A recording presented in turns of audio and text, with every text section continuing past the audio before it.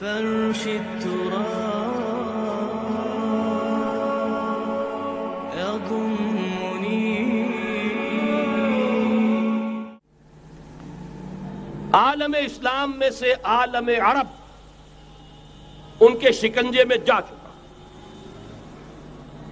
کیوں بنا کر کھڑے ہوئے ہیں اسرائیل کو ماننے کے لیے اور سر تسلیم خم کرنے کے لیے؟ بہرحال نوٹ کر لیجئے، عالم عرب جا چکا. کوئی دن کی بات ہے، میں سنسنی پیدا نہیں کرنا چاہتا، لیکن حالات اور واقعات سے نگاہیں بند کرنا بھی کوئی دانش مندی کی بات نہیں ہے. یہ ایودھیا کی مسجد شہید کی گئی، ابھی یہ ایک بہت بڑا مزار جو ہے شہید کیا گیا، اور اس کے ساتھ کئی مسجدیں شہید کی گئی. یہ سب کیا ہے؟ یہ مسلمانوں کی نفس دیکھی جا رہی ہے کہ کوئی غیرت اور حمیت نام کی کوئی شے باقی ہے. جیسے علامہ اقبال نے وہ نظم لکھی تھی، عبد القادر روہیلا بڑا ظالم جفاجو کینہ پرور تھا، لیکن یہ کہ اس نے جو ایک ٹیسٹ لیا تھا کہ وہ جو عورتیں ہیں تیموری خاندان کی، ان میں کوئی رمق رہ گئی ہے؟ معلوم ہوا کہ نہیں، کہ غیرت نام تھا جس کا گئی تیمور کے گھر سے، ختم، غیرت نکل گئی. اسی طرح ایودھیا کی مسجد، اب چرار شریف، اور یہ کوئی دن کی بات ہے کہ اب مسجد اقصی کا نمبر آیا کہ آیا.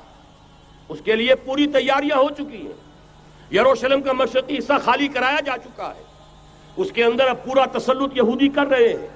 یہاں تک کہ اب کے یاسر عرفات صاحب نے بھی کچھ نہ کچھ جو ہے احتجاج کی بات کی ہے، حالانکہ اب تک ہر بات مان کر منقار زیرے پر تھا. لیکن یہ کہ ایک وقت آتا ہے آخر کار اسے بھی کچھ بولنا پڑ گیا ہے. لیکن یہودی اب پیچھے قدم ہٹانے والا نہیں ہے. ان کا تھرڈ ٹیمپل، تیسری مرتبہ ہیکل سلیمانی تعمیر ہونا ہے. نوٹ کر لیجئے، ان کے لیے وہ وہی کچھ ہے جو ہمارے لیے کعبہ ہے. ان کے لیے ہیکل سلیمانی بالکل وہی حیثیت رکھتا ہے جو ہمارے لیے کعبہ. وہ ہیکل سلیمانی ایک مرتبہ پہلے نبوکدنضر کے ہاتھوں مسمار ہوا، پھر سن 70 عیسوی میں ٹائٹس کے ہاتھوں مسمار ہوا. سن 70 کے بعد آج 1995 میں کتنے برس ہو گئے؟ پورے 1925 برس ہو گئے کہ ان کا کعبہ زمین بوس پڑا ہوا ہے. اب تک تو ان کا بس نہیں تھا، اب تو بس ہے کہ نہیں؟ اب ان کی حکومت ہے کہ نہیں؟ اب شاہ حسن ہو چاہے شاہ حسین، ان کے نوکر اور چاکر ہیں یا نہیں؟ اب انہیں ڈر کس کا ہے؟ لہذا کوئی دن کی بات ہے، مسجد اقصی شہید ہوگی اور ٹیمپل کی تعمیر شروع ہوگی. یہ تو بہرحال ایک نقشہ ہے. اگلا نقشہ آپ کو بتانا چاہتا ہوں، ایک دوسری تصویر ہے. یہ تصویر ہے زمینی، ایک تصویر ہے آسمانی. وَمَكَرُوا وَمَكَرَ اللَّهُ وَاللَّهُ خَيْرُ الْمَاكِرِينَ.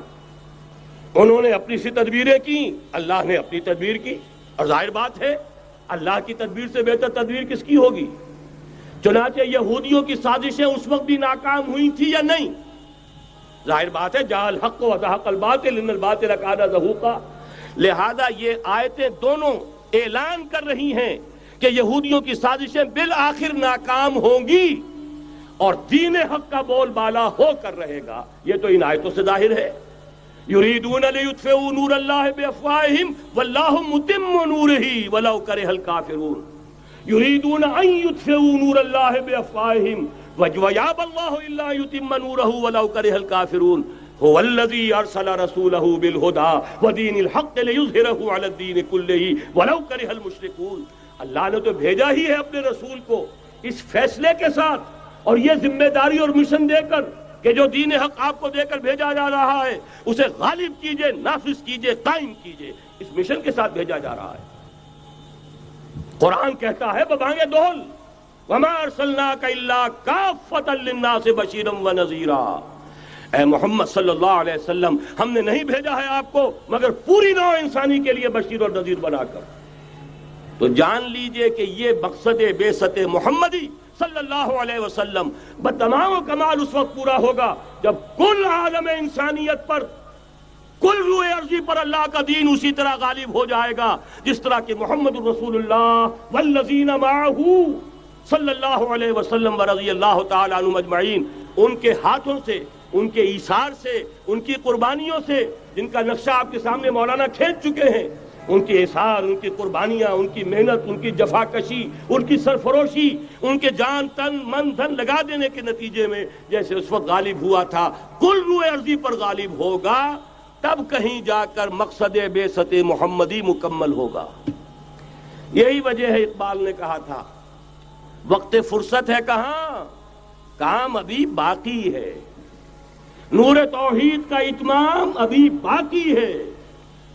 لیکن ساتھ ہی خوشخبری بھی دی تھی، یہ چمن معمور ہوگا نغمہ توحید سے، آئے گا وہ دور، یہ چمن معمور ہوگا نغمہ توحید سے، لازماً آ کر رہے گا۔